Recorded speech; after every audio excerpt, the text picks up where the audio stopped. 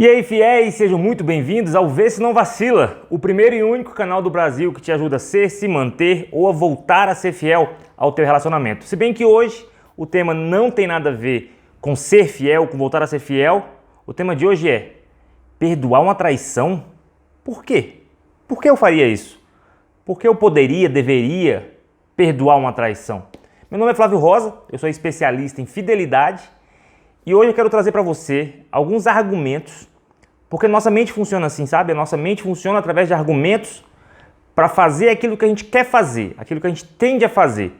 Precisamos de porquês fortes para a gente fazer aquilo que é o certo, aquilo que leva a gente para uma vida melhor, para fazer aquilo que a gente entende que vai ser melhor para nós, para nossa família, para o nosso relacionamento. Beleza? Olha só, deixa eu contar uma história. Há uns 6 meses atrás, talvez um ano, eu estava lendo um livro, é o livro Mais Esperto que o Diabo, é o livro do Napoleão Hill. Todo mundo lê esse livro, todo mundo dos negócios, que quer crescer, que quer mudar de mentalidade, lê esse livro. E esse livro começou ruim, muito ruim, sabe assim? Pesado, falando muito no diabo, o diabo eu não gosto de conversa com o diabo, tal. E no meio ficou pior ainda.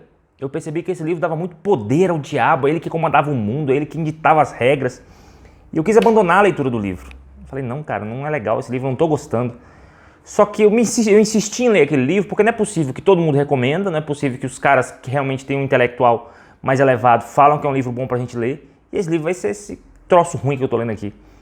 E no final foi ficando bom, eu fui entendendo por que ele falava assim a respeito do diabo, dava voz a ele e tal. E por fim o livro foi muito bom, que eu comprei mais exemplar para dar para algumas pessoas que eu percebi que precisavam mudar de vida, que precisavam mudar de mentalidade. E isso me abriu algumas explicações. Por exemplo, esses dias estudando sobre o meu tema, né, sobre infidelidade, perdão e tal, a doutora Ana Beatriz, se não me engano ela é psiquiatra, médica assim, exemplar, tá bombando nas redes sociais, depois procura. Ana Beatriz, ela fala sobre vários temas. Ela falou sobre isso, bem sobre isso. Ela falou que a infidelidade é como um capítulo ruim de um livro. A gente não para de ler o livro porque um capítulo tá ruim. A gente insiste um pouco mais e continua lendo para ver se fica bom. A gente não joga o livro fora por conta de uma página ruim. A gente insiste um pouco mais, a gente tenta entender o porquê que está daquele jeito, a gente vai além. A nossa vida de casal é como um livro de vários capítulos, várias histórias diferentes, vários cenários diferentes, várias influências diferentes. E não é porque um capítulo desse livro, eu não estou falando só de uma página, eu estou falando de um capítulo. Às vezes não é uma traição única, às vezes é uma fase infiel. E eu posso falar muito bem sobre isso porque eu fui infiel durante uma fase da minha vida, durante anos. E se minha esposa tivesse desistido por conta dessa fase, nós não estaríamos vivendo o que a gente vive hoje em dia. Então, ela fala sobre isso. A gente não joga fora o livro por conta de uma fase. Minha esposa não me jogou fora por conta de uma fase ruim. E deixando claro aqui também que ela também me traiu. Ela também teve a fase ruim dela, tá? Então, quando a gente desiste de todo o contexto por conta de uma fase, isso não é bom, isso não é inteligente. Vocês estão entendendo onde eu quero chegar? E de novo, perdoar traição e perdoar e manter-se casado é outro papo. A gente vai chegar lá, mais pro final do vídeo.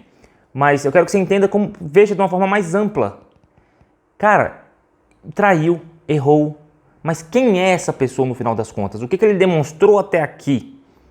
Uma coisa é aquele cara que sempre foi adúltero, nunca parou, nunca demonstrou arrependimento, sempre foi mentiroso. É uma coisa. Outra coisa é aquela pessoa que sempre veio sendo uma boa esposa, nunca deu sinais de fidelidade e puf, errou. Fez essa merda grande. E aí? Ela é indigna de perdão? Vamos falar um pouco mais sobre isso, beleza? Nesse vídeo eu quero dar para vocês 3 argumentos fortes para que eles entrem na tua mente, para que se você estiver tendendo a perdoar essa traição, você vai perdoar da maneira mais inteligente possível. E saber se deve ou não continuar casado, se deve dar um tempo, ou se não, perdoa e tchau. Beleza? 3 argumentos fortes para você perdoar uma traição. Você entende que hoje em dia tudo que a gente ouve é o contrário disso, na internet, no meio no senso comum, é só besteira? O primeiro argumento é justamente nesse sentido. Praticamente tudo que você ouviu a respeito de infidelidade, de adultério, do senso comum, é besteira. É fundamentado em nada. É fundamentado em ditos populares. Trair uma vez vai trair sempre. Quem disse? Isso é verdade mesmo ou não é verdade? Isso não é verdade. Eu já vi pessoas que traíram poucas vezes e pararam e não querem mais trair. Então a gente tem que tomar muito cuidado na nossa vida. Eu já falei isso em outros vídeos. Cuidado com os pressupostos que a gente parte. Se a pessoa acredita que trair uma vez vai trair sempre, é o pressuposto, é a base. Não tem como continuar mais o casamento. Agora, se ela questiona esse pressuposto e fala assim, quem disse isso? É uma verdade absoluta? De onde saíram essas ideias? Aí você começa a refletir melhor. Segundo, o infiel não muda. Já viram falar sobre isso? As pessoas repetem isso sem pensar na verdade que está nisso. Não tem verdade nenhuma nisso, na verdade. Eu fui infiel aí por uns 5, 6 anos, não gravo bem, também nem faço questão. E mudei, completamente fiel, idôneo, feliz com minha família, nem penso em trair. Então, e tem vários outros casos, pessoas que eu acompanho, pessoas próximas que eu vejo que erraram, mas que agora não estão mais nessa, pessoas que amadurecem, pessoas que, sabe, que crescem na vida, que se elevam espiritualmente, inclusive, e que não fazem mais.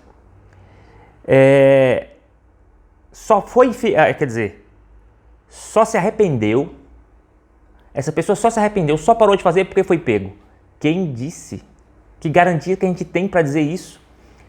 Ter sido pego em adultério, e eu fui pego 2 vezes, é extremamente doloroso, pode sim ser um mecanismo para gerar um forte impacto emocional na pessoa, para que ela volte à mentalidade para falar assim, cara, que besteira que eu estava fazendo. Porque o adultério, ele enlouquece, o adultério, ele deixa as pessoas cegas. E muitas vezes, só quando a casa cai, que cai essas escamas do entendimento e você fala assim, cara, não posso perder minha família. Cara, olha a besteira que eu estava fazendo. Mas não dá pra dizer que a pessoa só se arrependeu por isso. Como é que eu vou entrar no coração da pessoa, entrar na mentalidade da pessoa e garantir isso? Isso é leviano, não posso fazer isso. Mulher que trai não presta nunca mais. Esse tipo de frase é muito dita, muito repetida, infelizmente, mais no norte, no nordeste do país, mas está disseminada em todo o Brasil, tá? Só tô falando que nesses lugares um pouco mais. E quem disse que a mulher que trai não presta? Nunca mais? Não foi isso que Jesus falou para a mulher adúltera, por exemplo, lá da Bíblia, de João 8? E se essa mulher traiu por conta de um monte de coisas do subconsciente, marido negligente, marido que bate, marido agressivo, não justifica a traição dela, mas explica muito desse erro dessa mulher hipotética, beleza? Então, temos que tomar muito cuidado com esses pressupostos. Muito da sua dificuldade em perdoar é porque você ouviu essas besteiras a vida toda. Homem não presta, mulher não vale nada, mulher só está interessada em dinheiro, sabe assim? São coisas que a sociedade repete muito e que a gente não para questionar, não para falar, peraí, quem disse isso? Onde é que está escrito? Qual é a base filosófica para isso? Qual é a base científica para isso? Não tem. As pessoas mudam. A base filosófica e a base científica é que as pessoas podem sim mudar. Beleza? Então, na minha opinião, essas frases só são demoníacas e só servem para destruir ainda mais as famílias. Para afastar a hipótese e a possibilidade de reconciliação. E outra coisa, essas frases são muito fortes porque quando dá ruim, quando o casamento realmente acaba, quando a pessoa perdoa e o outro vai e erra de novo, isso é anunciado. Isso é falado, dei uma chance e o vagabundo foi lá e errou de novo. Dei uma chance para ela e ela continuou me traindo. Essas pessoas normalmente costumam alardear muito isso, né? Mas quando dá certo, as pessoas se calam. Fui traído, fui traída, perdoei, fomos para a igreja, fomos para o psicólogo, fomos para um mentor, fomos para uma terapia de casal e agora parou. Só que essas pessoas não contam isso. É igual o cliente satisfeito, quem é comerciante sabe disso. Um cliente satisfeito, bem satisfeito, que for muito feliz, conta normalmente para 2 pessoas que foi bem atendido ali. O cliente insatisfeito conta para 10, 15. Infelizmente, o negativo torna muito maior volume, toma muito maior notoriedade. E o positivo fica caladinho. É do ser humano, infelizmente. Beleza? Então, o primeiro ponto do porquê perdoar uma traição é porque tudo que você ouviu referente a adultério, infidelidade, é baseado em senso comum tolo. Não vai nessa. Beleza? Segunda. Cara, a gente não pode rotular uma pessoa, a gente não pode caracterizar uma pessoa por conta de uma fase, por conta de um ato. É adúltero. Peraí, porque errou uma vez, porque errou uma fase da vida talvez, agora ele é adúltero e não presta mais, ela é adúltera e não presta mais? Eu falo muito da minha própria história. Sim, minha mulher me traiu. E hoje em dia ela não dá a menor sinal, sintoma, característica de que quer me trair, de que vai voltar a me trair, de que está me traindo. Zero. Então ela é uma adúltera? Não. Ela é uma pessoa que errou e se arrependeu. E alcançou o perdão, graças a Deus. Vivemos maravilhosamente bem. Agora, se eu fosse um toscão, Vou chamar de jumento. Que agora, não, agora ele é uma adulta, ela não presta mais, moleque trai nunca mais presta. Eu não estaria vivendo o casamento maravilhoso que eu vivo hoje em dia. Então não dá pra taxar a pessoa o resto da vida por conta de um erro, por conta de uma fase, por conta de um período de desequilíbrio, por conta de um período de loucura, por conta de um período que aquela pessoa errou feio. Mas em geral, no contexto todo do livro, em todos os capítulos do livro, foi boa, foi legal. Então, de novo, falando sobre o negativismo do ser humano, né? A gente pega esse um errado e apaga todos os outros certos. Todas as outras vezes que ajudou, que esteve presente, que apoiou, que foi fiel. Por causa desse um erro eu apago tudo isso. Eu não acho justo. E é assim que eu me via quando eu era infiel. Eu falava, cara, não é possível que eu vou permitir que essa minha fase infiel suje toda a minha vida. Eu preciso parar de ser infiel. Porque tudo bem, pra mim eu consigo entender, separar as coisas. Mas pra sociedade, não adianta. Você pode fazer um monte de coisa certa. Quando você faz uma coisa bastante errada, apaga tudo. Mas a gente não pode ser assim na nossa intimidade, a gente não pode ser assim no nosso casamento. E a nossa mente, é normal isso acontecer, tá? O Augusto Cury fala muito sobre isso, sobre janelas killer que se abrem, as janelas light se fecham, entra num processo de alto fluxo e você só consegue ver o negativo, o lado ruim, só consegue ver o medo da traição, a injustiça que aconteceu com você. Todas as coisas boas que essa pessoa fez com você, ela se fecha na sua mente, você não consegue se lembrar. Infelizmente é assim o processo neurológico do pensamento e etc. Beleza?